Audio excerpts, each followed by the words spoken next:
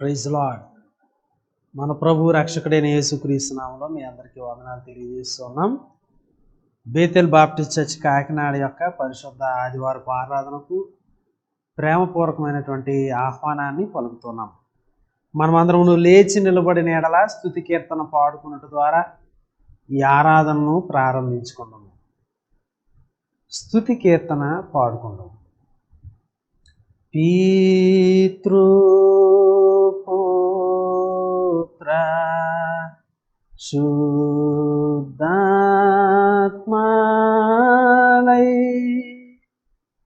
మేలని ఈచు దేవుని స్తుతించు సర్వ లోకమా స్తుతించు దివ్య సైన్యమా.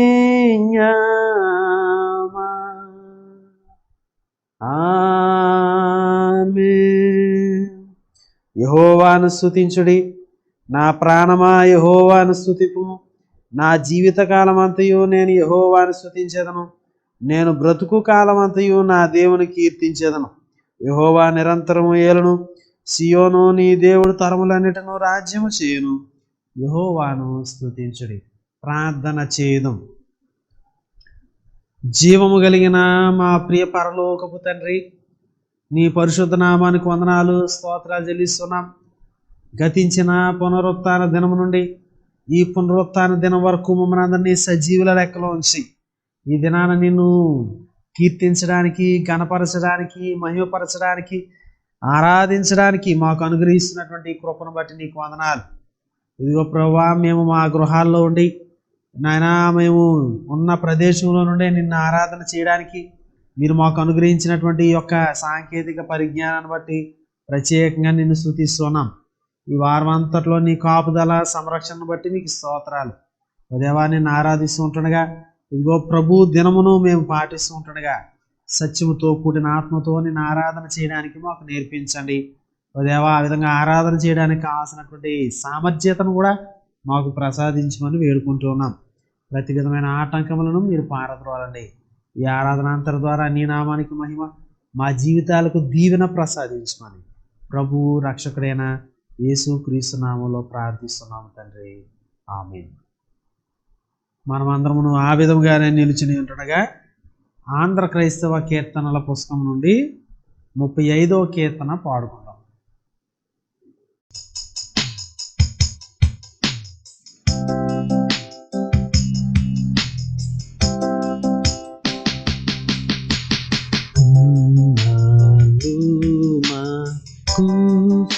కుసాయమై ఈ ముందుకును ఉన్నత గృహమందవై యోపేడు దైవమా ఏలాటి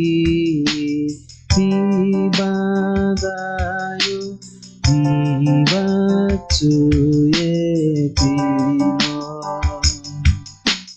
కలుగా కుండ గోవావే గానంపు ప్రేమతో ఈ సింహాసననిదాలో నిలుచు భక్తులు భయంబు చింత బాధలను జయించి ముందురు చరాచరం ఊలెల్లాను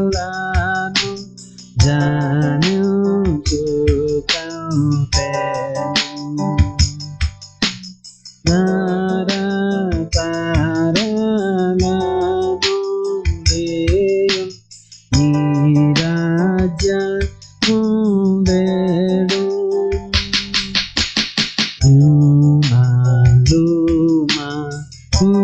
సాయమై ఏలుచు రాజిన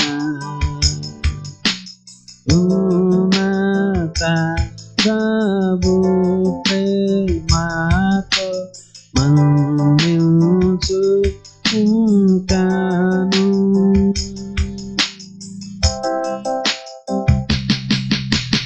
దేవునికి స్తోత్రం. దయచేసి అందరూ కూర్చోవాలని మనం చేస్తున్నాం. నేటి దినమునకై ఏర్పాటు చేయబడిన ఉత్తర ప్రత్యుత్తర భాగాన్ని చదువుకుందాం. కీర్తనల గ్రంథం నుండి 18వ కీర్తన 1వ చరణం నుండి 10వ చరణం వరకు చదువుకుందాం. 10వ చరణాన్ని అందరం కలిసి చదువుకుందాం. కీర్తనల గ్రంథం నుండి 18వ కీర్తన మార్చి చదువుకుందాం. సంకీర్తన 18. యెహోవా నా బలమా, నేను నిన్ను ప్రేమించుచున్నాను. యెహోవా నా సైన్యము, నా కోట, నన్ను రక్షించువాడు, నా కేడెము, నా రక్షణ శృంగము, నా ఉన్నత దుర్గము, నా దేవుడు, నేను ఆశ్రయించుచున్న నా దుర్గము. కీర్తనీయుడైన యెహోవాకు నేను మొర్రపెట్టగా ఆయన నా శత్రువుల చేతిలో నుండి నన్ను రక్షించును. మరణ పాశములు నన్ను చుట్టుకొనగను, భక్తిహీనులు భరత పురుల వలె నా మీదికి పడి బెదిరింపగను. పాతాళపు పాశములు నన్ను అరికట్టగను, మరణపు ఉరులు నన్ను ఆవరింపగను. నా శ్రమలో నేను యెహోవాకు మొరపెట్టి నా దేవునికి ప్రార్థన చేసి ఆయన తన ఆలయంలో నా ఆలకించి నా ప్రార్థన అంగీకరించిన. నా మొర ఆయన సన్నిధి చేరి ఆయన సెలవు వచ్చాను. అప్పుడు భూమి కంపించి అదిరెను, పర్వతముల పునాదులు వణకెను. ఆయన కోపింపగా అవి కంపించెను. ఆయన నాసికారంభంలో నుండి పొగ పుట్టెను, ఆయన నోట నుండి అగ్ని వచ్చి దహించెను. నిప్పు కణములు రాజబెట్టెను, మేఘములను వంచి ఆయన వచ్చెను. ఆయన పాదముల క్రింద గాఢాంధకారము కమ్మి ఉండెను. కెరూబుల మీద ఎక్కి ఆయన ఎగిరి వచ్చెను, గాలి రెక్కల మీద ప్రత్యక్షమాయన. నేటి దినమునకై ఏర్పాటు చేయబడిన ధ్యాన భాగాన్ని విందాం. కీర్తనల గ్రంథం నుండి 90వ కీర్తన మొదటి 6 చరణములు విందము. సహోదరులు ఎన్ ప్రసన్న కుమార్ గారు వచ్చి చదివి వినిపించాలని మనం చేస్తున్నాం.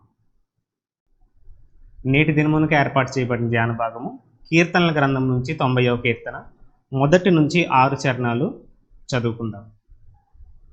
ప్రభువా, తరతరముల నుండి మాకు నివాస స్థలము నీవే. పర్వతములు పుట్టక మునుపు, భూమిని లోకమును నీవు పుట్టింపక మునుపు, యుగ యుగములో నీవే దేవుడు. నీవు మనుషులను మంటికి మార్చుచున్నావు, నరులారా తిరిగి రండని నీవు సెలవిచ్చుచున్నావు. నీ దృష్టికి 1000 సంవత్సరములు గతించిన నిన్నటి వలెనున్నవి, రాత్రి అందలి ఒక జాము వలెనున్నవి.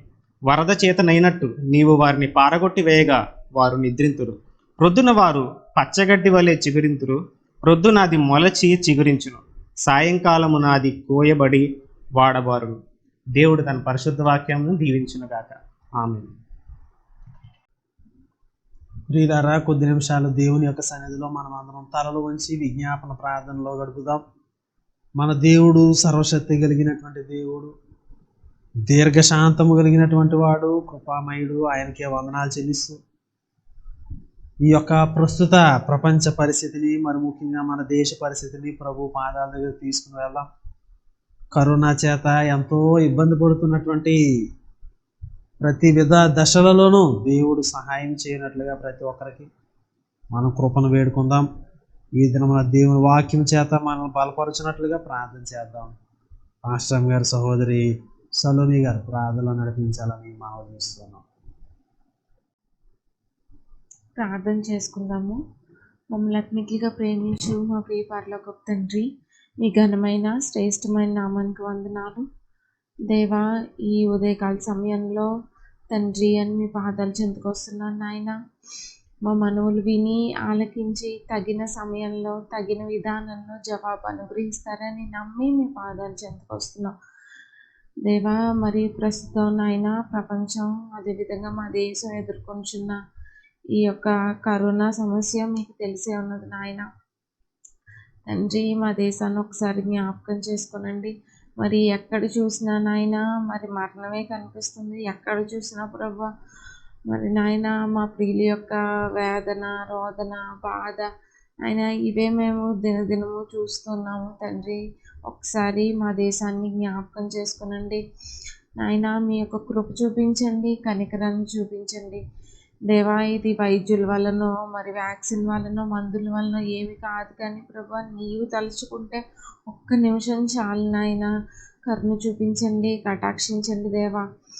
మరి నాయన మరి గడిచిన దినాల్లో మా ప్రియులు అనేక మంది నాయన నిద్రించి ఉన్నారు నాయన.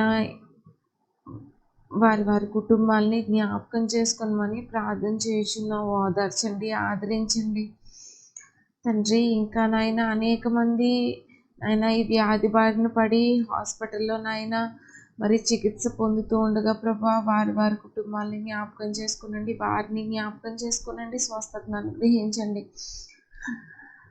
నాయన. అదేవిధంగా మరి ఎవరెవరైతే మరి ఇంటి దగ్గరుండి వైద్యం చేయించుకుంటున్నారో ప్రభా, వారిని కూడా జ్ఞాపకం చేసుకునండి. మరి ఏ మెడికేషన్ వాడాలో, ఎటువంటి జాగ్రత్తలు తీసుకోవాలో మీ యొక్క జ్ఞానంతో నింపి తొందరలో నాయన స్వస్థత పొందినట్లు సహాయం చేయమని ప్రార్థన చేస్తున్నాం. అదేవిధంగా ప్రభా మరి ఇంకా ఈ వ్యాధి ఏమీ నిర్ధారణ కాకుండా సెల్ఫ్ ఐసోలేషన్లో అయితే ఎవరైతే ఉన్నారో వారిని కూడా జ్ఞాపకం చేసుకునండి. అదేవిధంగా ప్రభా మరి ఈ కరోనాని ట్రీట్ చేయడానికి ఫ్రంట్ లైన్లో ఉండి ప్రభా మరి ఎవరైతే నాయనా వైద్య సేవలు అందిస్తున్నారో డాక్టర్ని, నర్సుల్ని, స్టాఫ్ని, మెడికల్ స్టాఫ్ని అందరినీ కూడా మీరు జ్ఞాపకం చేసుకునండి. వారికి తగిన ప్రొటెక్షన్ అనుగ్రహించండి ప్రభా. మరి రాత్రనక పగలనక నాయన శ్రమిస్తుండగా ప్రభా, వారికి తగిన బలాన్ని, శక్తిని నాయన మరి రోగుల్ని ట్రీట్ చేయడానికి కావలసిన జ్ఞానాన్ని కూడా అనుగ్రహించమని ప్రార్థన చేయుచున్నాము దేవా. మరి నాయన ఈ సిచ్యువేషన్ని ఎదుర్కోవడానికి తగిన కృపని మాకు ప్రసాదించమని ప్రార్థన చేయుచున్నాం. మరి ఎంతోమంది నాయన మరి దీనివల్ల ఎఫెక్ట్ అవుతున్నారు ప్రభా, వారందరినీ మీరు జ్ఞాపకం చేసుకునండి. మరి ఆర్థికంగా స్ట్రగుల్ అవుతున్న వారిని జ్ఞాపకం చేసుకునండి, వారి అవసరతలు తీర్చమని ప్రార్థన చేయుచున్నాం. మరి శాలరీస్ పూర్తిగా అందక ఎవరెవరైతే బాధపడుచున్నారో ఆయా కుటుంబాలను కూడా మీరు జ్ఞాపకం చేసుకుని తగిన సహాయాన్ని అనుగ్రహించమని ప్రార్థన చేయుచున్నాం ప్రభా. మరి ముఖ్యంగా నాయన వృద్ధుల్ని, చిన్నపిల్లల్ని జ్ఞాపకం చేసుకునండి ప్రభా. వారికి కావాల్సిన ప్రొటెక్షన్ని మీరే అనుగ్రహించమని ప్రార్థన చేయుచున్నాం.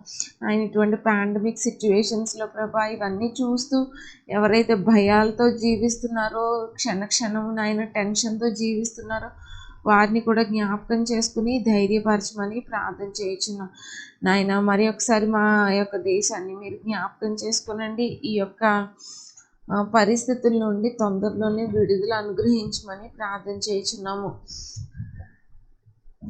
అదేవిధంగా నాయన మరి ఫిజికల్గా కలిసి ఆరాధించలేకపోయినప్పటికీ మరి ఈ విధంగా నాయన ఆన్లైన్ ద్వారా ఆరాధన చేయడానికి మీరు మాకు ఇచ్చిన ఈ యొక్క గొప్ప టెక్నాలజీని బట్టి మీకు వందనాలు. మా ప్రియులు ఎవరెవరైతే ప్రభు ఈ ఆరాధనలో ఏకీపిస్తున్నారో వారందరినీ కూడా జ్ఞాపకం చేసుకుని దీవించమని ప్రార్థన చేయుచున్నాం. ఎవరైతే ఇంకా పాల్గొనలేకపోయారో వారిని కూడా జ్ఞాపకం చేసుకునండి. నెక్స్ట్ టైం వాళ్ళు కలవడానికి సహాయం అనుగ్రహించమని ప్రార్థన చేయుచున్నాము. మరి ప్రభా ఈ దినాన ప్రభా మరి మీ వాక్యం ద్వారా నాయన మా హృదయాలతో మీరు మాట్లాడండి నాయన. మా హృదయాలకి అవసరమైన వాక్కులను మీ సేవకుని ద్వారా మీరు అందించమని ప్రార్థన చేయుచున్నాము ప్రభా. మేమందరం కూడా నాయన విని విడిచిపెట్టే వారంగా కాకుండా విని నాయన మా హృదయాల్లో వాక్యాన్ని భద్రపరుచుకుని ఆ ప్రకారంగా జీవించే వారంగా ఉండడానికి సహాయం చేయండి. ముఖ్యంగా మీ సేవకుని ఎత్తుపట్టుకునండి నాయన. మీ యొక్క ఆత్మ ద్వారా నాయన మా హృదయాలకు అవసరమైన వాక్యాన్ని మీరు మాకు అనుగ్రహించమని ప్రార్థన చేయుచున్నాం నాయన. తాళక బోరు ఊదినట్లు సత్యాన్ని ధైర్యంగా స్పష్టంగా ప్రకటించే కృపను మీ సేవకునికి అనుగ్రహించమని మీ యొక్క నాయన జ్ఞానంతో, బలంతో, శక్తితో నింపి నడిపించమని మరి ఈ ఆరాధన మా జీవితాలకి మేలుకరంగా, ఆశీర్వాదకరంగా ఉంచమని ఈ యొక్క చిన్న ప్రార్థన మీ పాఠాన్ని చేర్చుకోమని యేసు నామమున ప్రార్థిస్తున్నాను తండ్రి, ఆమేన్. ప్రియులారా, ఈ సమయంలో దేవుని యొక్క వాక్యాన్ని వినుటకు మన హృదయాన్ని సిద్ధపరచుకుందాం. మనం అందరం లేచి నిలబడి ఆంధ్ర క్రైస్తవ కీర్తన పుస్తకం నుండి 1వ కీర్తన మనం అందరం కలిసి పాడుకుందాం. అన్ని కాలంబులా నున్న యెహోవాని నెన్నదరంబయో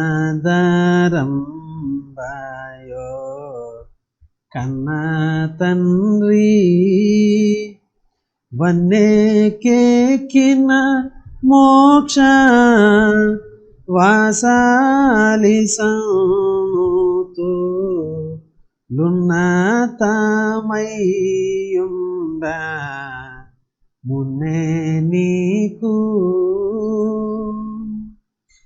నిన్ను ప్రకటన సేయ నిఖిల లోకములను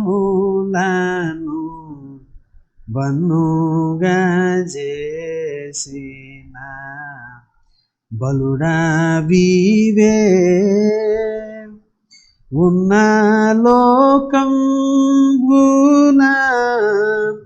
నుడుగాక కరుణాసం పన్నతతో నేలు ప్రభుడవివే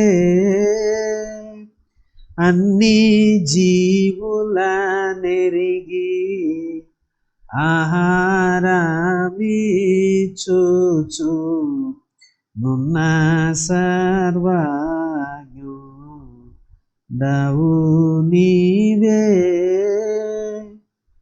ఎన్న సఖ్యము గాక ఉన్న లక్షణముల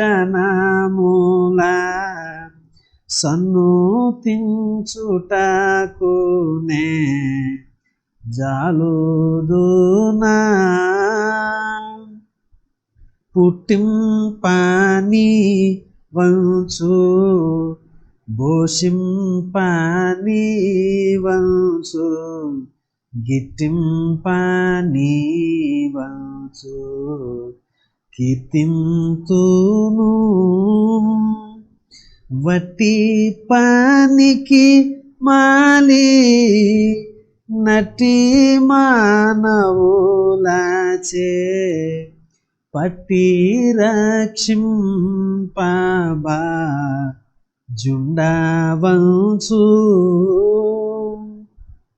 దట్టమైన కృపను దరిజేర్చనాకేచి పట్టై నిలచియుండు ప్రభుడవంచు గటడాచే గాడ ముట్టుదను కనా పట్టుకోలది నిన్ను ప్రస్తుతింతు కారుణ్యానిధి దీవు కఠినాత్ముడను నేను భూరిశుద్ధుడవివు పాపి నేను సారాభాగ్యుడ వీవు జగతిలో నాకన్నా దరిద్రుడే లేడు తరచి చూడా సారా సద్గుణముల సంపన్నుడవు నీవు ఘోర దుర్గుణ సంచారి నేను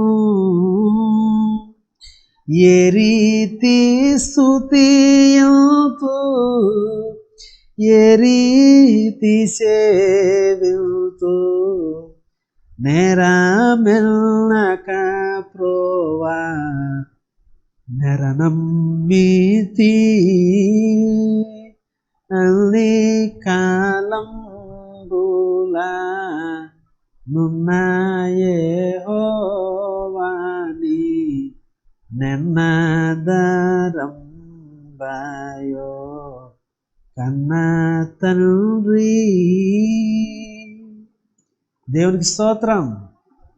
దయచేసి అందరూ కూర్చోవాలని మనం చేస్తున్నాం.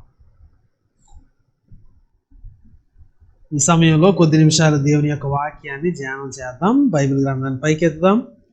ఆ బైబిల్ ధ్యానాన్ని పాడుకుని ధ్యానంలోకి వెళ్దాం.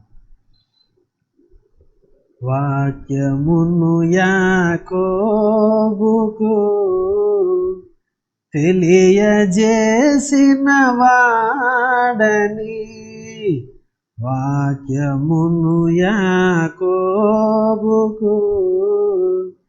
తెలియజేసిన వాడని, ఏ జనముకి లాగునా చేసి ఉండలేదని, దేవునికి స్తోత్రము గానము చేయుటయే మంచిది. మనమందరము స్తుతి గానము చేయుటయే మంచిది. దేవునికి స్తోత్రం, దేవునికి స్తోత్రం, దేవునికి స్తోత్రం. ప్రార్థన చేయడం. ప్రేమ కలిగిన మా ప్రియ పరలోకపు తండ్రి, నీ పరిశుద్ధ నామానికి వందనాలు, స్తోత్రాలు చెల్లిస్తున్నాం. ఈ సమయంలో కొద్ది నిమిషాలు నీ యొక్క వాక్కులను ధ్యానించనయుంటుండగా నా నోటి మాటలు, మా అందరి హృదయ ధ్యానము నీ దృష్టికి అంగీకారయోగ్యముగా మలచమని ప్రార్థన చేస్తున్నాం. ఈ ప్రత్యేక పరిస్థితులలో ఏ మాటల చేత మేము ఊరడించబడతామో, ఏ మాటల చేత నాయన మేము సరి అయినటువంటి మార్గంలో నడుస్తామో, ఏ మాటల చేత నీ చిత్తానికి అనుగుణంగా మా జీవితాలను సమర్పించుకుంటామో అట్టి మాటల చేత మమ్మల్ని తృప్తిపరచండి. నీ వాక్కులను మేము స్వీకరించడానికి వినయ విధేయతలను మాకు ప్రసాదించమని వేడుకుంటున్నాం. వినుబుద్ధిని పుట్టించండి. ఇదిగో నీ సేవకుడను సిలువ చాటును మరుగుపరచండి. తాళక బోర ఊదినట్లు సత్యమును స్పష్టముగా ధైర్యముగా ప్రకటించే కృపనివ్వండి. క్రీస్తు యేసు పేరట ప్రార్థిస్తున్నాము తండ్రి, ఆమేన్. ప్రభు రక్షకుడైన యేసు క్రీస్తు నామములో ప్రతి ఒక్కరికి వందనాలు తెలియజేస్తున్నాం. ప్రియులారా, మనము 90వ కీర్తన ధ్యాన భాగముగా చదువుకోవడం జరిగింది. ఈ 90వ కీర్తన నేపథ్యంలో నుండి మనం ఆలోచన చేసిన యెడల చాలా అర్థవంతమైన, చాలా అద్భుతమైనటువంటి కీర్తనగా మనం చూస్తాం. నిజానికి కీర్తనల గ్రంథం అంతటిలోనికి అత్యంత పురాతనమైనటువంటి కీర్తన ఈ 90వ కీర్తన. దైవజనుడైన మోషే చేసిన ప్రార్థన అని దీని యొక్క హెడ్డింగ్ ఉన్నది. మోషే గారి యొక్క ప్రార్థన ఈ కీర్తన. మోషే గారు మరి ఈ కీర్తన రాసినప్పుడు ఎంత అద్భుతంగా దీన్ని అరేంజ్ చేసినారు అంటే, కీర్తనల గ్రంథాన్ని ఇది 5 స్కందాలుగా ఉన్నది. ఇది 4వ స్కందంలో కీర్తన అన్నమాట. ఈ 90వ కీర్తన నుండి ఉండేటువంటి ఈ కీర్తనలు. సో ఈ 5 స్కందాలు ఈ పంచకాండాలు అంటాం. ఆదికాండం, నిర్గమాకాండం, లేవియాకాండం, సంఖ్యాకాండం, ద్వితీయోపదేశకాండం. ఒక్కొక్క పుస్తకానికి ఇది రిప్రజెంట్ చేస్తుంది. కనుక ఈ 90వ కీర్తన నుండి ఈ మిగిలిన కీర్తనలు అనగా ఈ యొక్క 5వ భాగానికి ముందున్నటువంటి కీర్తనలు అన్నీ కూడా మనం జాగ్రత్తగా గమనిస్తే ఒక ప్రాముఖ్యమైనటువంటి సత్యం మనకు కనిపిస్తుంది. ఏంటి అది అంటే, ఈ 106వ కీర్తన వరకు ఉన్నటువంటి కీర్తనలు సంఖ్యాకాండం యొక్క నేపథ్యంలో మనం అర్థం చేసుకోవచ్చు. ఇవన్నీ కూడా అరణ్యపు ప్రయాణాలకు సంబంధించిన నేపథ్యంలో ఈ కీర్తనలను చాలా చక్కగా అర్థం చేసుకొనవచ్చును. ఈ కీర్తన మోషే గారు రాసినప్పుడు ఆ యొక్క నేపథ్యాన్ని మనం అర్థం చేసుకున్నప్పుడు ఒక ప్రాముఖ్యమైన సత్యము మనకి కనిపిస్తుంది. ఇశ్రాయేలీయులు అరణ్యంలో ప్రయాణం చేస్తున్నారు. సంఖ్యాకాండం యొక్క వృత్తాంతం. వారిని దేవుడు విడిపించిన తర్వాత వారు ప్రయాణం చేస్తున్నప్పుడు చాలా దూరం వెళ్ళారు. వెళ్ళిన తర్వాత కాదేశ్ బర్నేయ అనేటువంటి ప్రాంతంలో దేవుడు చెప్పాడు, మీరు మోషే నువ్వు కొంతమందిని ఈ యొక్క కనాను దేశానికి పంపించు, ఆ దేశం ఎట్లాంటిదో అదంతా కూడా వేగి చూసి రమ్మని పంపించాను. సో వాళ్ళు వెళ్ళి వచ్చిన తర్వాత రిపోర్ట్ ఇచ్చినారు ఇశ్రాయేల్ ప్రజలందరూ ఎదుట. అది చాలా మంచి దేశం, చాలా ఉన్నతమైన దేశం, కానీ అది చాలా బలమైన దేశం కనుక మనం వాళ్ళ మీద జయం పొందలేము, మనం చాలా బలహీనులమని కొద్ది నెగిటివ్ రీతిలో ఉన్నటువంటి రిపోర్ట్ని ఇచ్చారు.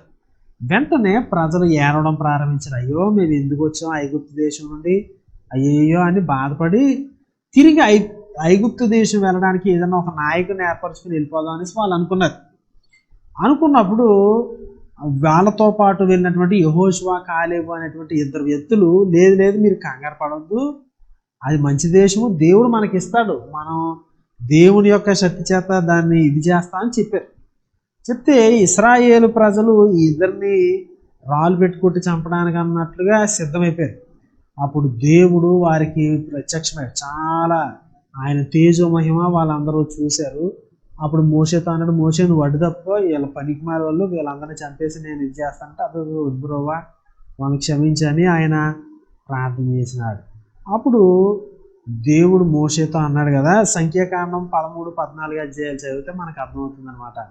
ఆయన అన్నాడు, మోషే వీళ్ళు ఈ 10 మార్లు నన్ను శోధించారు, భోజనం లేదంటారు, మాంసాహారం లేదంటారు, ఇంకోటి లేదంటారు, వీళ్ళు నన్ను చాలా విసిగించారు, ఈ 10 మార్లు నన్ను బాగా శోధించారు, కనుక 20 సంవత్సరాలు ఆ ఐగుప్తు దేశం నుండి బయటకు వచ్చిన తర్వాత లెక్క పెట్టినటువంటి 20 సంవత్సరాలు మొదలుకొని లెక్క పెట్టబడినటువంటి ఈ కాల్బాలం అంతా కూడా ఈ 6,03,000 మంది కూడా ఈ అరణ్యంలోనే రాలిపోతారు. వాళ్ళు కనాను దేశానికి వెళ్ళరు. అఫ్కోర్స్ కాలేబు యెహోషువ వెళ్తారు, కానీ వీళ్ళెవ్వరూ కూడా ఈ 6,03,000 మంది కాల్బాలము ఎట్టి పరిస్థితిలో వెళ్ళరు, ఈ అరణ్యంలో రాలిపోతారు అని దేవుడు చెప్పాడు. వాళ్ళు చాలా బాధపడ్డారు, కానీ వాళ్ళ తిరుగుబాట్లు, వారి యొక్క సనుగుడు, వారి యొక్క ఇవన్నీ కూడా చాలా నష్టాన్ని కొని తెచ్చినాయి అంటూ ఆయన అన్నాడు కదా. వీళ్ళు 40 రోజుల్లో వెళ్ళాల్సినటువంటి ఈ ప్రయాణం ఏమన్నాడంటే, ఈ యొక్క 10 సార్లు నన్ను ఈ విధంగా ఇబ్బంది పెట్టారు, ఇట్లా శోధించారు కనుక, పాపం చేశారు కనుక 40 సంవత్సరాలు ఇక్కడ తిరుగుతారని చెప్పారు. రోజుకో సంవత్సరం అన్నట్టుగా 40 సంవత్సరాలు వారిని దేవుడు అరణ్యంలో తిప్పాడు. ఈ 40 సంవత్సరాల్లో ఈ 6,03,000 మంది కాల్బాలము కూడా హతమైరు. వారి పిల్లలు, వారి తర్వాత తరం ఇవన్నీ కూడా స్వతంత్రించుకున్నారు. సో అట్లాంటి పరిస్థితిలో ఈ సంఖ్యాకాండంలో అనేకమైన తిరుగుబాట్లు, ఇవన్నీ మిరియాము వీళ్ళందరూ తిరుగుబాటు చేయడం, ఆ తర్వాత 20వ అధ్యాయంలో మిరియాము మరణించడం, ఆ తర్వాత మోషే దేవుడు చెప్పింది కాకుండా వేరేది చేయడము, ఆ తర్వాత అహరోను మరణించడం, ఇవన్నీ కూడా సంఖ్యాకాండంలో రాయబడ్డాయి. చాలా విషాదకరమైన పరిస్థితులన్నీ కూడా జరిగాయి. ఇంతలోకి జరిగినటువంటి విషయం ఏంటంటే, కోరహు అతనితో ఇంకా దాతాను ఇంకా కొంతమంది అహరోను మోషేల మీద తిరుగుబాటు చేశారు. ఈ తిరుగుబాటు చేసినప్పుడు చాలా ఇదైంది. దేవుడు స్వయంగా ప్రత్యక్షమై దేవుని యొక్క మహిమను వారికి కనపరిచినప్పుడు ఆ యొక్క మోషే గారు చెప్తారన్నమాట, నేను నిజంగా దైవజనుడు అయితే ఈ మామూలు మరణం వీళ్ళకి రాదు అంటే భూమి నెరవిడుస్తుంది. ఆ కోరహు కుటుంబాలు ఇంకా మిగిలిన కుటుంబాలు సుమారు 250 మంది దుపార్తులు తెచ్చిన వాళ్ళు, ఇంకా కొన్ని కుటుంబాలు భూమి మింగేస్తుంది. ఇంత స్పష్టంగా దేవుడు కార్యం చేసినా ఈ యొక్క జనులు ఏమంటారంటే, మీరు దేవుని యొక్క ప్రజలను చంపేశారు అంటారు. అంటే భూమి నెరవిడిచి మింగెత్తే మీరు ఇలా చేశారు దేవుడు పెట్టాలని మోషే అహరోనుల మీద వాళ్ళు తిరుగుబాటు చేసినంత పని చేశారు. అప్పుడు దేవుడు వాళ్ళ యొక్క సనుగుడికి చాలా కోపం వచ్చి ఒక తెగులు పంపించాడు. అయ్యో తెగులు వచ్చింది, దీన్ని ఆపాలని అహరోను పంపడం, అతడు చచ్చిన వాళ్ళకి బతిన వాళ్ళకి మధ్యలో నుంచోడు, ఇవన్నీ జరిగింది. కానీ అంతలోనే 14,700 మంది చనిపోయారు. 14,700 మంది కొన్ని నిమిషాల్లో ఈయన పరిగెత్తుకెళ్ళి అక్కడ నుంచుని సమయంలో 250 మంది, 14,700 అటు ఇటుగా ఇంకా కుటుంబాలు కలుపుకుంటే సుమారు 15,000 మంది ఒకే రోజున మరణించారు. 15,000 సుమారు కుటుంబాల్లో బిడ్డలు మరణించారు, తండ్రులు మరణించారు, తల్లులు మరణించారు. 15,000 కుటుంబాల్లో కన్నీరు. 15,000 కుటుంబాలు, 15,000 మంది ప్రజల యొక్క కుటుంబాలు కొన్ని నిమిషాలు ఒకేసారి. మోషే గారికి ఎలా ఉంటుందో ఆలోచించండి. కొన్ని నిమిషాల్లో 15,000 మంది తన యొక్క ప్రజలు, తాను నాయకత్వం వహిస్తున్నటువంటి బిడ్డలు, చిన్న విషయం కాదు. తర్వాత వారు మోయబు అనే ప్రాంతానికి ఎదురుగా వచ్చినప్పుడు మోయబు స్త్రీలతో వ్యభిచారం చేస్తారు ఇశ్రాయేలు జనాలు. అప్పుడు కూడా దేవుడు తెగులు పంపిస్తాడు, మీరు ఇలా సంహరించండి అని చెప్తాడు.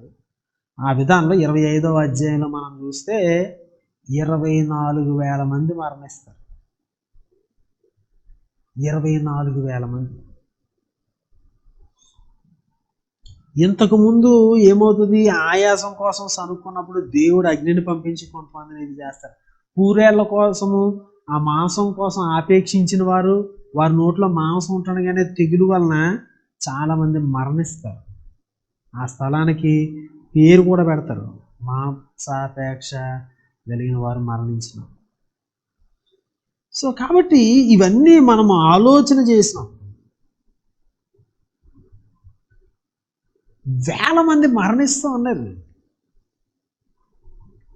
ఒకేసారి. అట్లా మరణించినప్పుడు ఈ యొక్క 6 లక్షల కాల్బాలము 40 సంవత్సరాల్లో మరణించిన ఒక ఎత్తు అయితే, ఒకేసారి 24,000 మంది, ఒకేసారి 15,000 మంది ఇట్లా మరణించినప్పుడు ఎవరింటి ఏంటి తెగులు అంటే ఇంక వరసెట్టు ఒక భాగం అంతా మిగేస్తుంది. అప్పుడు పక్కింటోడు ఇంకో ఇంటికి వెళ్ళి ఆదరించడానికి కూడా స్పేస్ ఉండదు, ఆ వెసులుబాటు ఉండదు. ఆదరించడానికి ఎవరో ఉండరు, ఇంకోళ్ళని ఆదరించడానికి మనకి అవకాశం ఉండదు. ఆ ఇంట్లో మరణం, ఈ ఇంట్లో మరణం, ఆ ఇంట్లో మరణం, ఇంకా అన్నీ ఏం చేయగలడం మోషే? చాలా హృదయము, చాలా వేదన చేత నింపబడింది. ఎట్లాంటి పరిస్థితి, తెగుళ్ళ చేత, రోగాల చేత, వివిధమైన విషయాల చేత అనేకమైనటువంటి వేల ప్రజలు మరణిస్తున్నప్పుడు, ఒక్క రోజుకి కొన్ని వేల మంది మరణిస్తున్నప్పుడు, మరణము అనేటువంటి పదము చెవులను గింగిరెక్కించేటట్లుగా వినబడుతూ ఉన్నప్పుడు, రోజంతా అదే పనిగా ఉన్నప్పుడు, మోషే గారు ఆ యొక్క ధ్యానంలో నుండి, ఆయన హృదయంలో నుంచి పెళ్ళిబుక్కినటువంటి కీర్తన ఈ 90వ కీర్తన. మన యొక్క జీవితాల్లో మనం ఈ రోజుల్లో చూస్తే, ఈ వారంలో ప్రతి ఒక్కరూ కూడా మనకి తెలిసిన వారు వీళ్ళందరూ కూడా చాలామంది మరణించిన వార్తలు మనం విని ఉంటాం. కనీసం మన దేశంలో ఉన్నటువంటి పరిస్థితి, ఢిల్లీ, ముంబై ఇట్లాంటి కొన్ని ప్రాంతాల్లో ప్రజలు ఏ విధంగా మరణిస్తూ ఉన్నారు,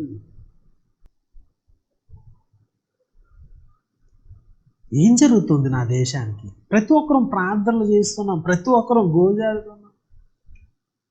సో మోషే కూడా గోజాడుతూ ఉన్నాడు. వీళ్ళ మరణం, వాళ్ళ మరణం, వీళ్ళ మరణం, ఇవన్నీ మోషే యొక్క హృదయాన్ని అట్లా నడిపించాయి.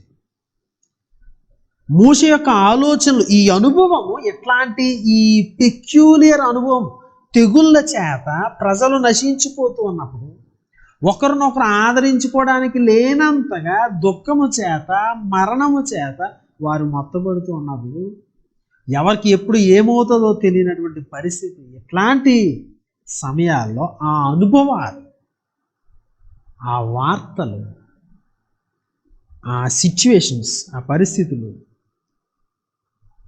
మోషేలో ఏ విధమైన ఆలోచనలు తీసుకుని వచ్చాయి, మోషేను ఏ విధంగా దేవుని దగ్గర తీసుకొచ్చాయి, ఈ దినాన మనము ఏ విధంగా ఆలోచన చేయాలి. ఒక విషయాన్ని మొదటి 6 వచనాల్లో ఉన్నటువంటి ఒక విషయాన్ని ఈ యొక్క ఉదయకాల సమయంలో మనము క్లుప్తంగా ధ్యానించాలని మనం చూస్తున్నాం. రండి 90వ కీర్తనను మనము చూద్దాం. 90వ కీర్తన. ప్రభువా, తరతరముల నుండి మాకు నివాస స్థలము నీవే.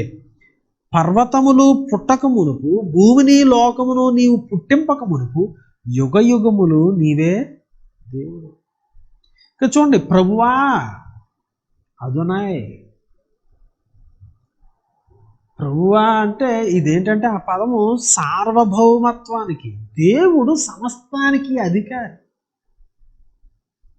అయ్యా, సమస్తానికి అధిపతి, తరతరముల నుండి మాకు నివాస స్థలము నీవే. మేము ప్రజలము, మాకు నువ్వు నివాస స్థలం, నువ్వు సార్వభౌముడు, చాలా గొప్పవాడు. పర్వతములు పుట్టక మునుపు, భూమిని లోకమును నీవు పుట్టింపక మునుపు, అంటే నువ్వు సృష్టికర్తవి. యుగ యుగములు నీవే దేవుడు. అంటే యుగ యుగములు అనేది తెలుగులో ట్రాన్స్లేషన్ అట్లా ఉంది, కానీ నిజానికి దాన్ని ఎట్లా from everlasting to ever lasting అని ట్రాన్స్లేట్ చేయొచ్చు. అంటే మాకు తెలియనంతటువంటి ఆ వెనక్కి వెళ్తే, సంవత్సరాలు వెనక్కి వెళ్తే, నిత్యత్వపు వెనక్కిలో నుండి ఈ ముందుకు చూస్తే మాకు తెలియని సమయం ముందుకు వెళ్ళిపోతే ఎక్కడికి వెళ్తుందో తెలియదు. ఇంకా ఇంకా ఇంకా ఇంకా ఇంకా ముందుకు వెళ్తే నిత్యత్వంలో ఆ ముందుకు ఏంటో మాకు తెలియదు. నిత్యత్వం నుండి నిత్యత్వానికి, from everlasting to everlasting నీవే దేవుడు. నువ్వు ఉన్నావు.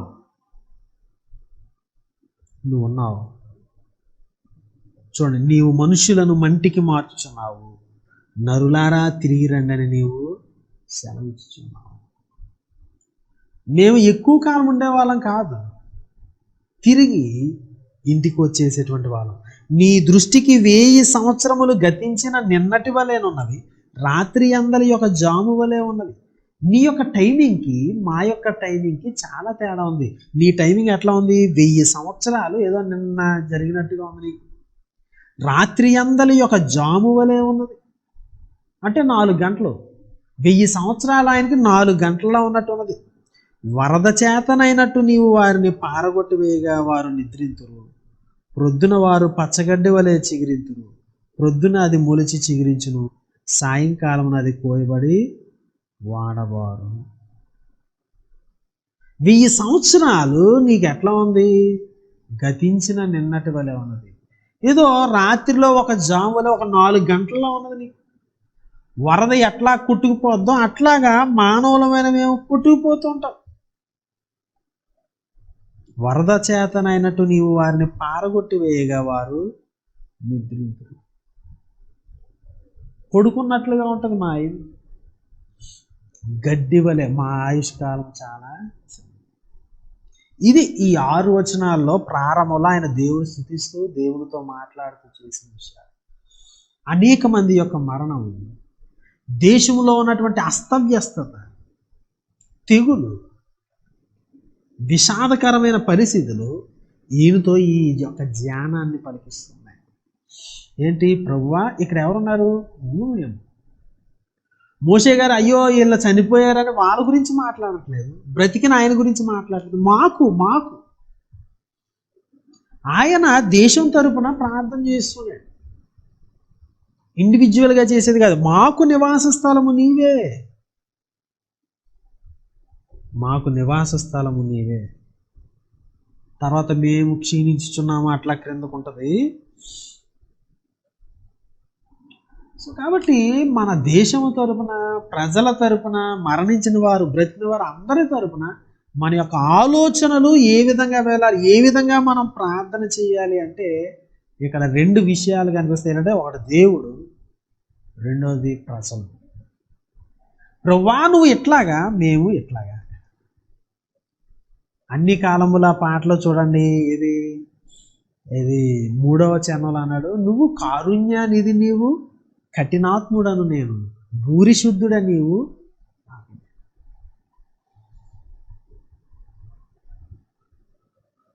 సారభాగ్యుడ నీవు, జగతిలో నాకన్నా దరిద్రుడే లేడు. నువ్వు భాగ్యవంతుడివి, నేను దరిద్రుని.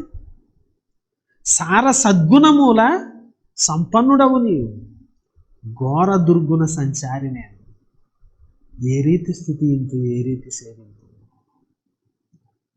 ఆ కంపారిటివ్గా ఆ పోల్చుటలో అంటే ఏంటనమాట, దేవా నువ్వు ఉన్నతమైన వాడవు అనేది వెంటనే ఈయనలో ఏం చేస్తుందంటే నేను అంత కాదు. సో ప్రజలు మరణిస్తూ ఉన్నారు, మరణం విలయతాండవం చేస్తున్నది.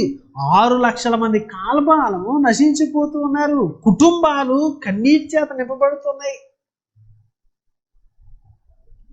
ఇవన్నీ చూసేసరికి మోషే గారిని అది ఎక్కడికి నడిపించిందంటే, మా జీవిత కాలము చాలా చిన్నది, మా టైం చాలా చిన్నది, మేము కొద్ది కాలమే ఇక్కడ ఉండేటువంటి వాళ్ళము, మేము తిరిగి వెళ్ళిపోయే వాళ్ళం, మట్టిలో కలిసేటువంటి వారము, మా టైమింగ్ మేము అర్థం చేసుకునేటువంటి టైమింగ్ ఇదంతా ఇది. ఉదయాన్న గడ్డి మొలిచింది, సాయంకాలానికి వాలిపోయింది అనేటువంటిగా ఉండదు మా జీవితం.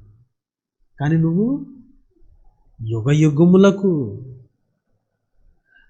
మా పితరులు ఈ పర్వతాలను చూశారు, మా పితరులు ఈ యొక్క నూతిని తవ్వారు, మా పితరులు అని కొన్ని వస్తువులు చూసి ఇది ఎంత ఓల్డ్ అయితే మా పితరులు అంత ఇది అట్లాగా భావించేటువంటి రోజుల్లో రాయమని పర్వతాలు, మా పితరులు ఈ పర్వతం మీద వర్క్ చేశారు, మా పితరులు ఈ పొలాన్ని సాగు చేశారు, ఇట్లా ఎంతో కాలంగా ఇది మాది అనేటువంటి విధానం. అంటే ఇది స్థిరమైనది. మా పితరులు ఇంకా ఆ తర్వాత ముందున్న వాళ్ళు, ఆ ముందున్న వాళ్ళు అందరికీ కూడా ఇది, వాళ్ళందరూ చనిపోయారు కానీ ఇది స్థిరంగా ఉంది. కానీ అసలు అన్నిటికంటే స్థిరమైనది పర్వతాలు. ఈ భూమిని సృష్టించినప్పుడు మొట్టమొదటిగా పర్వతాలు సృష్టించబడ్డాయి అనేది ఆ భావం అన్నమాట. అక్కడ అసలు ఆ పర్వతాలే కాదు, ఆ పర్వతాలు ఉన్న భూమిని నీవు పుట్టింపక మునిపే నువ్వు ఉన్నావు. మా పితరుల కంటే ఈ పర్వతాలు కొండలే గొప్పవి అంటే, ఈ కొండల కంటే ఈ భూమే గొప్పది అంటే, అసలు ఆ భూమి కంటే ముందున్నాను. మేము ఒక ఉదయాన్ని వచ్చి సాయంకాలం వెళ్ళిపోయేటువంటి వాడు. మరణము అనేది మనం వింటూ ఉన్నప్పుడు, చూస్తూ ఉన్నప్పుడు, మానవుని యొక్క నిస్సహాయ పరిస్థితి, తెగులును ఏమీ చేయలేక మనల్ని మనం అర్పించుకునేటువంటి అట్లాంటి పరిస్థితులు, సృష్టికర్త అయిన దేవుడు, సార్వభౌముడైనటువంటి దేవుడు మనకు నివాస స్థలమై ఉన్నాడు అనే అవగాహనకు మనం నడిపించాలి. మాకు నివాస స్థలము నీవే.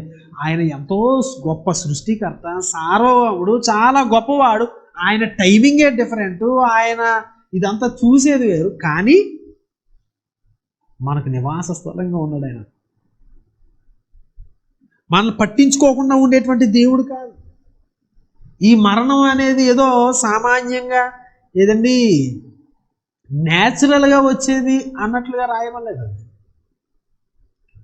నరులారా తిరిగి రండి అని నీవు సెలవిచ్చుచున్నావు, నువ్వు సెలవిస్తూ ఉన్నావు. 5వ చరణంలో అన్నాడు, వరద చేతనైనట్టు నీవు వారిని పారగొట్టి వేగా వారిని నీవు పారగొట్టి వేస్తావు. సో ఈ యొక్క మరణము లేకపోతే ఇవన్నిటిలో ఏంటంటే దేవుని జోక్యత ఉన్నది. నేచురల్గా మనం డికే అవడమే కాదు, జీవము ట్రాన్సిషన్ పీరియడ్లో ఉన్నప్పుడు దేవుని జోక్యత ఉన్నది, దేవుని చెయ్యి అక్కడ ఉన్నది అనేటువంటి సత్యాన్ని మనము గమనించాలి. అందుకే ఈ సంఖ్యాకాండం 33వ అధ్యాయంలో సుమారు 42 ప్లేసుల గురించి రాశారు. వాళ్ళు తిరుగుతూ ఉన్నారు, 42 ప్లేసులు తిరిగారు వాళ్ళు. కానీ ఏది వాళ్ళది కాదు. ఏది నివాస స్థలము? ఆయన. నా ప్రియ సహోదరి సహోదరులారా గమనించాలి, మన దేశ పరిస్థితులు ఇవన్నీ మనం చూస్తూ ఉన్నప్పుడు మన యొక్క రెస్పాన్స్ ఎట్లా ఉండాలంటే దేవుణ్ణి చూడడం నేర్చుకోవాలి. ఈ విపత్కర పరిస్థితులు మన యొక్క తలలను, మన మెడను పరలోకం వైపు తిప్పాలి, సృష్టికర్త వైపు తిప్పాలి, సార్వభౌముడైనటువంటి ఆయన వైపు తిప్పాలి. ఈ యొక్క అంటే ట్రాన్సిటరీ సిచ్యువేషన్ అంటే ఏంటంటే మనము అస్థిరులైనటువంటి వారం, అశాశ్వతమైనటువంటి వారం. ఈ తాత్కాలికమైనటువంటి జీవితాన్ని, క్షణకాలం ఉండేటువంటి జీవితాన్ని, కొంతసేపు ఉండి మన దగ్గర వెళ్ళిపోయినటువంటి ఇవన్నీ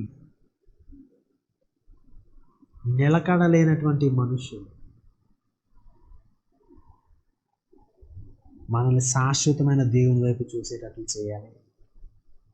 అది కరెక్ట్ రెస్పాన్స్. మనం దుఃఖంలోనే మునిగిపోక్కర్లేదు, ఇంకోటి అక్కర్లేదు. ఆ దుఃఖం మనల్ని ఏం చేయాలంటే దేవుని వైపు నడిపించాలి. నీకు ఎంత దుఃఖమైనా కానీ దేవుని యొక్క సార్వభౌమత్వం వైపు చూడకపోతే, ఆయన మనకు నివాస స్థలము అనేటువంటి అవగాహనకు మనల్ని నడిపించకపోతే, ఆయన నిత్యుడు, ఇవన్నీ టెంపరీగా ఉండేవి. ఈ ట్రాన్సిటరీ థింగ్స్ పైన, ట్రాన్సిటరీ మనుషుల మీద, క్షణమాత్రం ఉండేటువంటి వ్యక్తుల మీద మనం ఆధారపడ్డామేమో. ఏదంటే మనుషులు మనకు నివాస స్థలంగా చేసుకున్నామేమో. నివాస స్థలము అనేది మనకి సంరక్షణ ఇస్తుంది, నివాస స్థలం అనేది మనకి కంఫర్ట్ని ఇస్తుంది, నివాస స్థలం అనేది మనం ఆదరిస్తుంది. క్షణమాత్రం ఉండే ఈ డబ్బుని ఒకవేళ నీకు నివాస స్థలంగా చేసుకుంటూ ఉన్నావేమో, మనుషులను నీకు నివాస స్థలంగా చేసుకుంటూ ఉన్నావేమో, భౌతిక కట్టడాన్ని నివాస స్థలంగా చేసుకుంటూ ఉన్నావేమో, నీ యొక్క మెడికేషన్ లేకపోతే ఇంకోటి వ్యవస్థలు, వీటిని నీకు నివాస స్థలంగా చేసుకుంటూ ఉన్నావేమో. ఈ యొక్క ఫీబుల్ థింగ్స్ ఇవన్నీ కూడా పోతున్నాయి. ఈ అస్థిరమైనవి ఇవన్నీ కూడా, ఈ డబ్బు మనిషిని బ్రతికించలేకపోతుంది, ఇంకోటి చేయలేకపోతుంది. ఇవన్నీ జ్ఞానము, మనిషి జ్ఞానము కూడా ఏమి చేయలేక ఎంతమందిని బలిగొంటుంది అనేవి ఇవన్నీ చూసినప్పుడు నిత్యుడైన దేవుని వైపు చూడాలి. ఆయన్ను నివాస స్థలంగా, నిత్యము ఉండేటువంటి దేవుని నివాస స్థలంగా చేసుకోవాలి తప్ప టెంపరీగా ఉండే వాటిని నివాస స్థలంగా మనం ఆశించకూడదు. అశాశ్వతమైన వాటి మీద మనం మనసు ఉంచుకోవాలి. అన్ని కాలంబులలో ఉన్నటువంటి దేవుని వైపు నీ ఆలోచనలు పరిగెత్తాయా? ఇది నాన్న దేవుడు మనల్ని ప్రశ్నిస్తున్నాడు. ఎంత భయంకరమైన పరిస్థితులు కూడా నిన్ను దేవుని వైపు త్రెప్పకపోతే ఒకసారి ఆలోచన చేసుకో. ప్రభువా, నువ్వు శాశ్వతమైన వాడివి, అసలు నువ్వు నివాస స్థలము, నువ్వు నా రెస్టింగ్ ప్లేసు, నీవు నా కంఫర్టు, నీవు నా సెక్యూరిటీ, నీవు నా సమస్తము అన్నట్లుగా లేకుండా అశాశ్వతమైనటువంటి విధానాల మీద నేను ఆధారపడ్డం ఏంటి అని ప్రశ్నించుకోవాలి. శాశ్వతుడైన దేవుని ఎదుట మనం పరదేశులుగా జీవించాలి. ఇట్లాంటి అనుభవాలు మనలను మన అశాశ్వతమైన పరిస్థితి, మన నిస్సహాయ పరిస్థితి బలవంతుడైన దేవుని వైపు నడిపించాలి. శాశ్వతుడైన దేవుని వైపు నడిపించాలి. From everlasting to ever lasting, యుగ యుగములు ఉండేటువంటి దేవుడు, ఆయన వైపు మనల్ని నడిపించాలి. దావీదు కాలంలో కూడా ఒకసారి తెగులు వస్తే ఎంత భయంకరమైనటువంటి పరిస్థితి అంటే, జస్ట్ కొన్ని గంటల్లో 70,000 మంది మరణించారు. ఆయన నేర్చుకున్నాడు. మొదటి దినవృత్తాంతాల గ్రంథం చివరి అధ్యాయం మనం చదివితే ఆయన చేస్తూ ప్రార్థన చేస్తూ, మేము అస్థిరులము, మేము టెంపరీగా ఉండేవాళ్ళం, మేము ఎప్పటికీ ఉండేవాళ్ళం అని ప్రార్థన చేశారు. ఎక్కడ నేర్చుకున్నాడు ఆయన? ఈ యొక్క చాలా భయంకరమైన పరిస్థితులను చూసి దేవుడి పరిస్థితులను తీసుకుని వచ్చినప్పుడు మన యొక్క హృదయాలు ఆ వైపుగా మరల్చబడ్డానికి, శాశ్వతుడైన దేవుని వైపు మన ఆలోచన వెళ్ళడానికి, శాశ్వతుడైన దేవుని మనం నివాస స్థలంగా చేసుకోవాలి. చూడండి, ఆదికాండం 21వ అధ్యాయంలో అబ్రహాము గారి యొక్క జీవితాన్ని గురించి ఒక చక్కటి కామెంట్ రాయబడింది. 33, 34 వచనాలు, చివరి వచనాలు 22 అధ్యాయాలు ఆయన విశ్వాసానికి పరీక్ష. దాని ముందు రాయబడిన మాటలు చూడండి, 33, 34. అబ్రహాము బెయేర్షెబాలో ఒక పిచ్చుల వృక్షము నాటి అక్కడ చూడండి నిత్య దేవుడైన యెహోవా పేరట ప్రార్థన చేసి.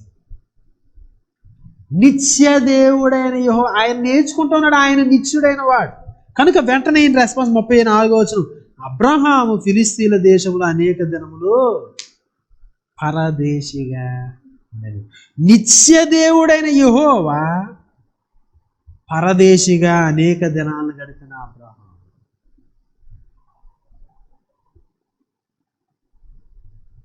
గమనిస్తున్నారా? నా ప్రియ సహోదరి సహోదరుల, గడ్డి వంటి మన బ్రతుకులు నిద్రపోయి లేచినట్లుగా అంత సమయం ఉండేటువంటి విధానం. ఒకవైపు నిత్యుడైన దేవుడు, అటువైపుగా మనల్ని నడిపిస్తూ ఉంటుండగా అస్థిరులమైన, అశాశ్వతమైన, చంచలమైనటువంటి, నడకలేనటువంటి మనుషులము, వస్తువులు, పరిస్థితులు, తాత్కాలికమైన, క్షణికమైన, క్షణభంగురమైనటువంటి, అనిత్యమైన, కొంతసేపే ఉండేటువంటి ఈ లోకపు విషయాలు, వీటిని నివాస స్థలంగా చేసుకోకుండా ఈ పరిస్థితులు, వీటిని గూర్చిన ఆలోచన నిత్యుడైన దేవుని వైపు మనల్ని నడిపించడానికి, మన ప్రార్థనలు నిత్యుడైన దేవుని ఆరాధించినట్లుగా నడిపించడానికి, దేవుడు ఏమై ఉన్నాడో నేర్చుకోవడానికి, ఆయన నివాస స్థలంగా చేయడానికి, చేసుకోవడానికి, మనల్ని నడిపించడానికి దేవుడు గొప్ప కృపను ప్రసాదించుగాక. 2 తల్ల ఉంచుదాం, ప్రార్థన చేద్దాం. ప్రతి ఒక్కరు తల్ల ఉంచుదాం. దేవుడు ఈ దినాన మనతో మాట్లాడుతున్నాడు. అరణ్యంలో శవాలు రాలిపోతున్నాయి. పరిస్థితులు మనం ఆనందింపదగినగా లేవు. ఒకరినొకరు ఆదరించుకోలేని పరిస్థితి, ఒకరినొకరు కలవలేనటువంటి పరిస్థితి, ఎప్పుడు ఏమవుతుందో తెలియనటువంటి పరిస్థితి, ఎంత డబ్బు పెట్టినా ఏం జరుగుతుందో తెలియదు, ఎంత ఇది చేసినా ఏం జరుగుతుంది, చాలా నిరాశాజనకమైన పరిస్థితి. మన దేశ ప్రజలు స్ట్రగుల్ అవుతూ ఉన్నారు, నాయకులు ఆపడానికి స్ట్రగుల్ అవుతూ ఉన్నారు. ఈ పరిస్థితులన్నీ నేనేం చేయాలి తెలుసా? నిత్యుడైన దేవుని వైపు తిప్పాలి. క్షణమాత్రముండు నీ యొక్క జీవితాన్ని, నీ ప్రజల జీవితాన్ని నువ్వు చూసినప్పుడు శాశ్వతుడైన దేవుని వైపు నీ ఆలోచన వెళ్ళాలి. ప్రభువా, తరతరముల నుండి మాకు నివాస స్థలము నీవే. మనుషులు కాదు మా నివాస స్థలం, మా కుటుంబము కాదు మా నివాస స్థలం, మా ఆస్తి కాదు నివాస స్థలం, ఏది కాదు ప్రభువా, మా వ్యవస్థలు కావు మా నివాస స్థలం, నీవు మా నివాసాలు. నువ్వు మమ్మల్ని ఆదరించాలి, నువ్వు మమ్మల్ని సంరక్షించాలి. నేర్చుకోవడానికి సహాయం చేయ ప్రభువా. ఎట్లాంటి పరిస్థితుల్లో కూడా మేము మారకపోతే దానివల్ల ఉపయోగం ఏముందని అడుగుదాం. సర్వశక్తి కలిగిన మా తండ్రి, నిత్యుడైన దేవ, శాశ్వతుడైనటువంటి దేవ, భూమికి పునాదులు వేయకపోతే మమ్మల్ని ఏర్పరచుకుని క్రీస్తులో మమ్మల్ని ప్రేమించిన దేవ, వ్యాపారమైన జ్ఞానమును బట్టి నీకు స్తోత్రాలు. నువ్వు సర్వశక్తుడవు, నీకు స్తోత్రాలు. ఓ ప్రభువా, మేము ఎదుర్కొంటున్నటువంటి పరిస్థితులు మేము ఏ విధంగా ఆలోచన చేయాలో మాకు నేర్పించాలని మాకు జ్ఞాపకం చేసినందుకు స్తోత్రాలు. ఈ తాత్కాలికమైనటువంటి నాయన, ఈ తాత్కాలిక ఈ పరిస్థితులు మమ్మల్ని తాకుతూ ఉంటుండగా మేము నిత్యత్వం వైపు చూడడానికి, నిత్యుడైన నీ వైపు చూడడానికి, నిత్యుడైన నిన్ను ఆరాధన చేయడానికి, నిత్యుడైన నీవు మాకు నివాస స్థలం అని మేము గ్రహించి నీకు లోబడ్డానికి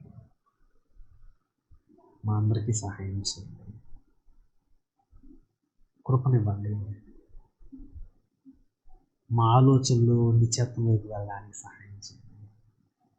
నీవు మాత్రం మమ్మల్ని ఆదరించగలవు, నీవు మాత్రం మమ్మల్ని ముందుకు నడిపించగలవు, నీవు మాత్రమే మా సెక్యూరిటీ, మా సంరక్షకుడు నీవే.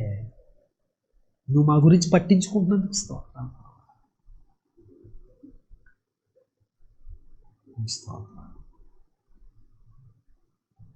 మరి ఒకసారి నీ వాక్కులకు మమ్మల్ని మేము అప్పగించుకుంటున్నాం. సీరియస్గా ఆలోచన చేయడానికి మాకు నేర్పించండి. యేసు నామములో అడుగుతున్నాం తండ్రి.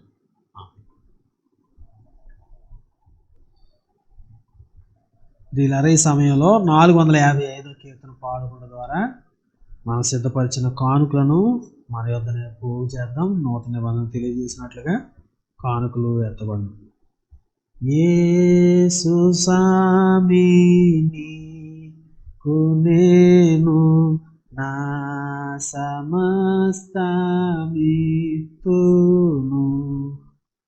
నీ సన్నిధిలో వసించి ఆశతో సేవింతును. నా సమస్తము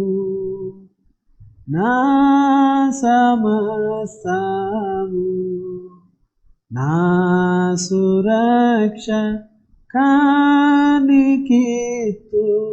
నా సమస్తము. ప్రార్థన చేద్దామండి. ప్రియ తండ్రి, ఇదిగో ఎత్తబడిన కానుకలను మీరు స్వీకరించండి. 900గా 100గా ఫలింప చేయండి. ఆకాశవాకం విప్పి పట్టజాలం విస్తారమైన దీవులు నీ బిడ్డల మీద మీరు కుమరించండి. ప్రతి పైసా నీ సేవ కొరకు వాడపడడానికి మీరు ప్రతిష్ఠించండి. మా హృదయాన్ని సమర్పిస్తున్నాం. మా జీవితాలకు ప్రభువుగా ఉండి మమ్మల్ని ఏలండి. యేసుక్రీస్తు నామములో ప్రార్థిస్తున్నాం. ఆమేన్. ప్రకటనలు విందాము. గురువారము సాయంకాలం 7 గంటలకు యథావిధిగా బైబిల్ అధ్యయన తరగతి ఆన్లైన్లోనే జరుగుతుంది. శుక్రవారం సాయంకాలం 7 గంటలకు ఉపవాస ఆరాధన కూడా ఆన్లైన్లోనే జరుగుతుంది. కనుక 7 గంటలకు ప్రతి ఒక్కరూ పాల్గొని దైవ దీవెనలు పొందాలని మనం చూస్తున్నాం. సంఘ యూట్యూబ్ ఛానల్ని, ఫేస్బుక్ పేజ్ని మీరు ఇంకా సబ్స్క్రైబ్ చేసుకోకపోతే సబ్స్క్రైబ్ చేసుకోవాలని, పేజ్ని లైక్ చేయకపోతే చేయాలని మనం చేస్తున్నాం. మీకు తెలిసిన వారికి కూడా పరిచయం చేయండి. వారు కూడా ఆశీర్వదించుకున్నట్లుగా ప్రోత్సహించాలని మనం చూస్తున్నాం. మనం అందరూ లేచి నిలబడి వెళ్ళిన ప్రార్థన, ప్రభు నేర్పిన ప్రార్థన ఆశీర్వాదంతో సెలవు తీసుకుందాం. మా ప్రభువా, మా దేవా, నీ పరిశుద్ధ నామానికి వందనాలు. ఈ ఉదయకాల సమయంలో నీ శ్రేష్టమైన వాక్కులను బట్టి, ఈ ఆరాధన బట్టి నీకు వందనాలు. నీ వాక్కులకు లోబడడానికి మాకు సహాయం చేయండి. ఇదిగో అనారోగ్యంతో ఉన్న బిడ్డలను మీరు దర్శించండి. తీసుకున్న మెడికేషన్, ఆహారంలో శక్తినివ్వండి. కరోనాతో స్ట్రగుల్ అవుతున్న వారిని మీరు స్వస్థపరచండి, ధైర్యాన్ని ఇవ్వండి, బలపరచండి. ప్రభువా, ఇంకా వివిధమైనటువంటి స్ట్రగుల్స్లో ఉన్నటువంటి బిడ్డలను, అనారోగ్య పరిస్థితులు, మానసికపరమైనటువంటి పరిస్థితులు మీరు సద్దనుమని వేడుకుంటున్నాను. వృద్ధాప్యం వల్ల వచ్చేటువంటి నడుము నాయన మరి సలుపులు, నొప్పులు, బాధలు వీటిని కూడా మీరు జ్ఞాపకం చేసుకుని బిడ్డలు తట్టుకోవడానికి తగిన బలాన్ని, శక్తిని అనుగ్రహించాలి. ప్రభువా, ఇదిగో చదువులన్నీ కూడా ఆపివేయబడ్డాయి. ఇదిగో మరి సెమీ లాక్డౌన్ లాంటి పరిస్థితుల్లో మేమున్నాం. ఆర్థిక పరిస్థితులు వీటన్నిటిలో మీరు తోడుగా నడిపించండి. కరోనా నుండి మా కుటుంబాలన్నిటినీ మీరు భద్రపరచండి. నీ ప్రశస్త సంరక్షణ మాకు అవసరం ప్రభువా. ఆధ్యాత్మికంగా మేము సరిచేయబడడం చాలా అవసరం ప్రభువా. ఆధ్యాత్మికంగా మేము బలపరచబడడం చాలా ప్రాముఖ్యం ప్రభువా. మాకు సహాయం చేయండి, కృపను అనుగ్రహించండి. మానసికమైనటువంటి ఆందోళనలు ఇవన్నీ కూడా సరిచేయండి. నీ వాక్కులు మాత్రం మమ్మల్ని బలపరచండి. నీ వాక్కుల వైపు మేము తిరగడానికి, నీ వైపు తిరగడానికి మాకు నేర్పించండి. ఈ వారం అంతట్లో మమ్మల్ని కాపాడని ప్రభావ సంరక్షించండి. నీళ్ళు ఎదగడానికి సహాయం చేయండి. నీ కుమారుని స్వారూప్యంలోనికి ఎదగడానికి సహాయం చేయండి. మా జీవితంలో ఎప్పుడు చూడని పరిస్థితులను మేము చూస్తుంటున్నాం. ఎప్పుడు లేని భయాందోళనకు మేము లోనవుతూ ఉంటుండగా మా ప్రార్థన జీవితము, మా విశ్వాసపు యాత్ర ఇవన్నీ కూడా బలపరచబడడానికి, మీరు ఆశించిన రీతిలో మేము బ్రతకడానికి మాకు నేర్పించండి. క్రీస్తు యేసు పేరిట ప్రార్థిస్తున్నాం తండ్రి. ఆమేన్. పరలోకమందున మా తండ్రి, నీ నామం పరిశుద్ధపరచబడును గాక, నీ రాజ్యం వచ్చును గాక, నీ చిత్తం పరలోకం ముందు నెరవేర్చినట్లు భూమి అందులో నెరవేరును గాక. మా అనుదిన ఆహారాన్ని నేడు మాకు అనుగ్రహించండి. మా రుణస్తులను మీకు క్షమించిన ప్రకారము మా రుణం క్షమించండి. మమ్మల్ని శోధలోను తేక కీడు నుండి తప్పించండి. ఎందుకంటే రాజ్యము, బలము, మహిమ నిరంతరము నీవై ఉన్నవి తండ్రి. ఆమేన్. తొట్టిలో కొన్న మిమ్మల్ని కాపాటకును, తన మహిమ ఎదుట ఆనందంతో మిమ్మల్ని నిర్దోషులుగా నిలువబెట్టడం శక్తిగల మన రక్షకుడైన అద్వితీయ దేవునికి మన ప్రభువైన యేసుక్రీస్తు ద్వారా మహిమయు మహాత్మ్యమును ఆధిపత్యమును అధికారం యుగములకు పూర్వమును ఇప్పుడును సర్వ యుగములకు కలుగును గాక. ఇప్పుడు మన పరమ తండ్రి అయిన దేవుని యొక్క ప్రేమయు, ఆయన కుమారుడైన యేసుక్రీస్తు వారి యొక్క కృపయు, పరిశుద్ధాత్మని యొక్క అన్యోన్య సహవాసం, ఆయనను ప్రేమించి బిడ్డలందరికీ, మరి ముఖ్యంగా ఈ ఆరాధనలో పాల్పొంపులు పొందిన ప్రతి ఒక్కరికి సదాకాలము తోడైండి నడిపించును గాక. ఆమేన్. ఆశీర్వాదంబుల్ మా మీద వర్షింపజేయుమిషా, ఆశతో నమ్మియున్నాము నీ సత్య వాగ్దత్తము.